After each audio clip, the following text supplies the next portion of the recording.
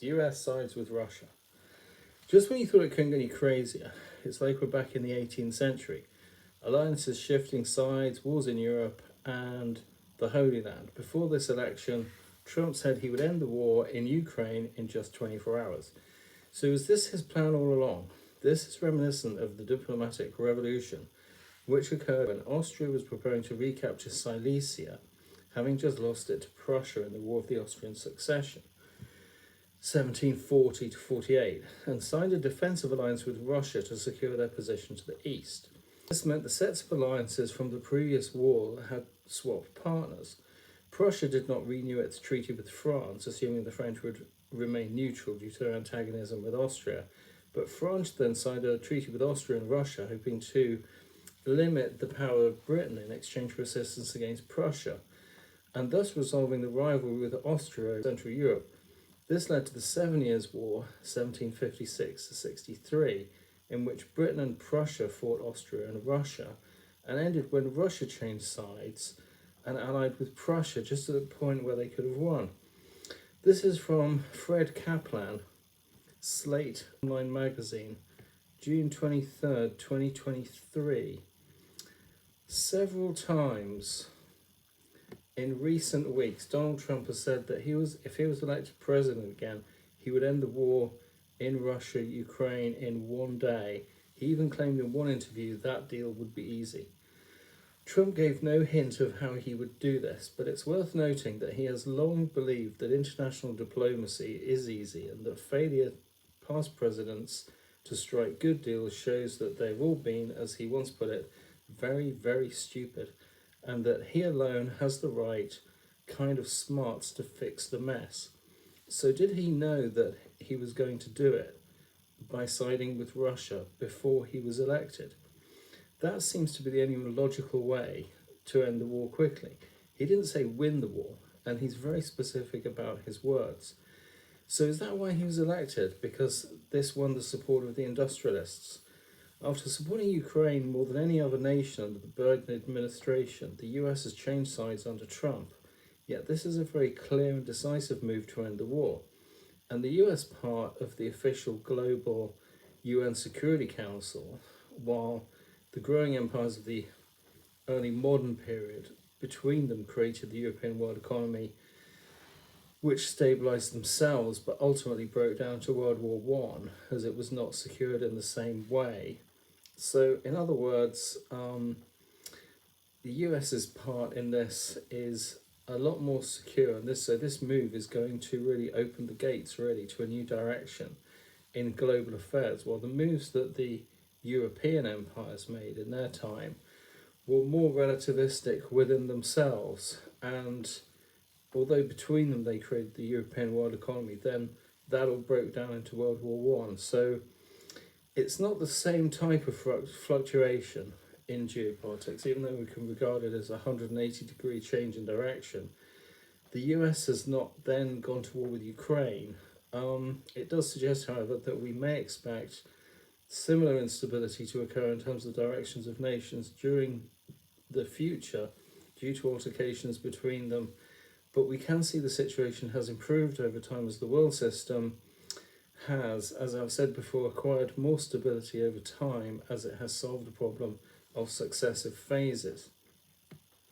Currently, governments, social, arts and religious analysts on all sides all over the world are trying to work out what this means for the next phase and its dynamics, as not only are we at a particular point in time globally, we're in a particular situation according to the way that the things have evolved. People could ask, is this then the Anthropocene? And culturally speaking, it should feel like we're officially heading in that direction.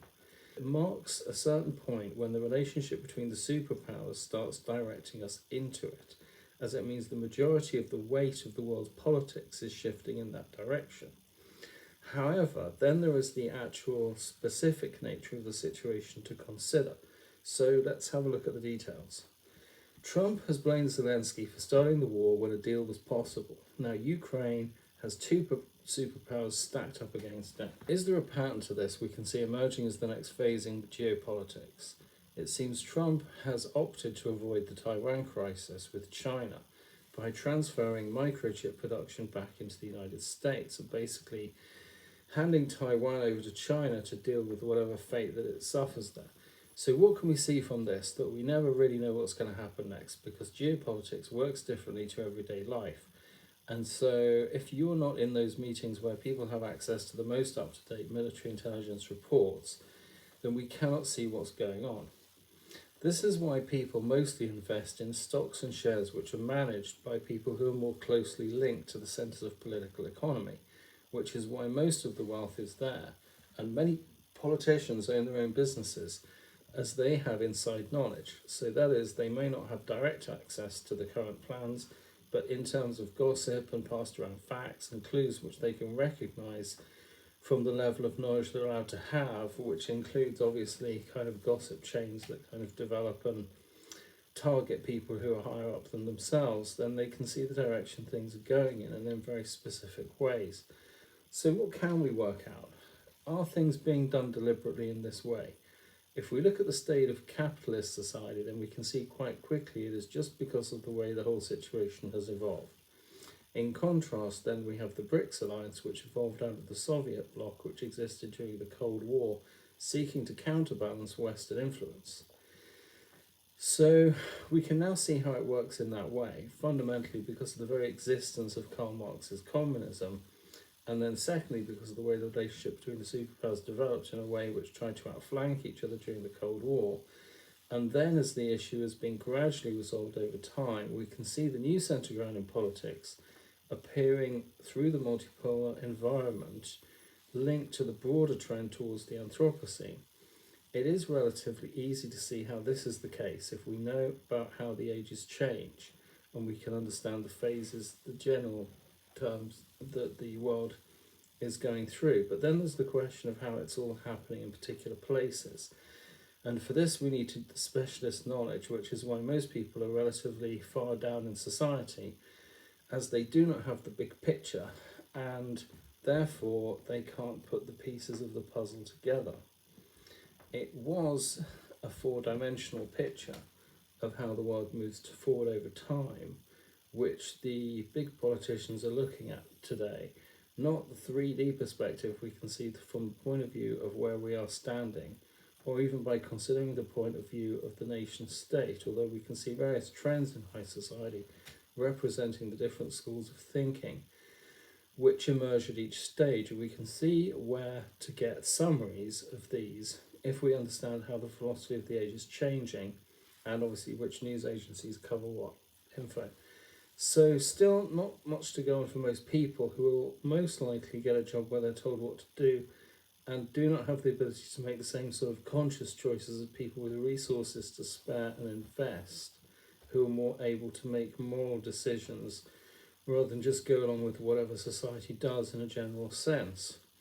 So that is why, for example, in Great Britain, Nigel Farage is talking about the solution being for people to save and invest and to create better lives for themselves in that way.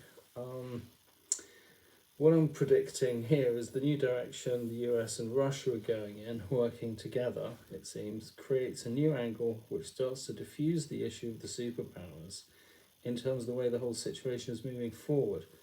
Do you remember that I said the most likely scenario for the world as we enter the Anthropocene is going to be a sprawling dystopia, which represents the fact the whole shape of the world system is entirely created by the shape it's made as it evolved out of history, which is why no matter how much action we take, we'll never completely solve the problem, as new events arising out of this creates new problems of their own. As over time we do address the issue of social equality created by having the big five members of the Security Council able to act autonomously and thus able to create kind of big empires of their own, particularly Russia, America, China, and certainly Britain has still got parts of the empire, in the sense that money from the former colonies are generally stored in British bank accounts. So the way this happens will be gradual in steps, so people never really get around to realizing what the problem was in the first place. And all they see is the mainstream media, which reports that their living standards have risen again and been increased by the hard work of us all, even though that this is at the expense of wars in various regions of the world where people didn't have the voice to argue. Because there's no direct reform to the Security Council, the Big Five will not be spontaneously voting to renounce their privileges when they need them, owing to the game that the superpowers have got into playing between themselves, especially during the Cold War. That is because the relationship between the superpowers and their relationships with other nations is different to the other 188 countries all over the world. Even if we realise all the facts of the whole situation and how it has evolved out of history, then we still have the problem of the situation to deal with as it stands today. This means the mass of industrial and military contracts in motion, the ownership of businesses, the workplace and political hierarchies, the way the whole world works. That is why most people are now talking about freedom as the only achievable reality, as the world system has found a stable kind of way of working so that people can make enough money to invest and even make a living out of their investments, or at least contribute to a comfortable retirement. So most people, that is, but they must fit the requirements of mainstream society, and the mathematics of this tells us that a third of people won't be able to do that, and they'll be the ones who are least successful, while another third will be above average and be the ones who are the leaders and business owners and politicians. The people in the middle will be the ones who are just used to regulate political norms and will ironically call themselves the moral majority.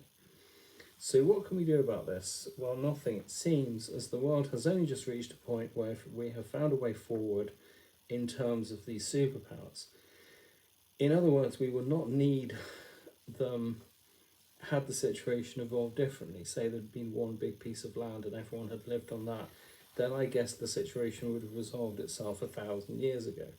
But because of the big spread of land really out east and west, we've got very different people on each end of the earth, and then the massive Pacific Ocean covering half the planet on the other side. So it's producing a kind of very claustrophobic type of geopolitics and a very centralized type of culture in every nation.